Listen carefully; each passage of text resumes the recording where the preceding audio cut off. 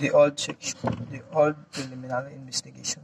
Section 1, Rule 112 of the Rules of Court. Preliminary investigation defined when required. Preliminary investigation is an inquiry or proceeding to determine whether there is sufficient ground to engender a well-founded belief that a crime has been committed and the respondent is probably guilty thereof and should be held for trial.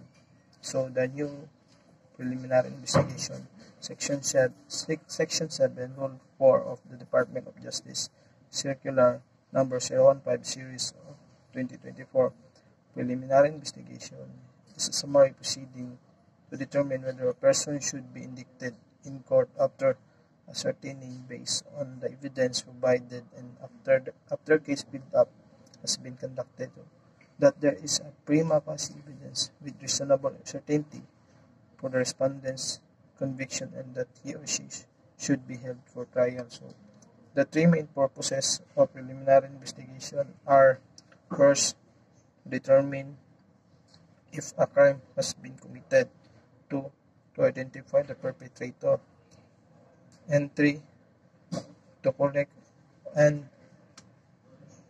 present evidence. So, what are the difference between preliminary investigation and preliminary inquiry? So, a preliminary inquiry refers to the determination of probable cause for the issuance of a warrant of arrest. On the other hand, a preliminary investigation returns to the determination of probable cause for indictment. So, the probable cause is preliminary inquiry is the determination of such facts, circumstances that would lead a reasonably discreet and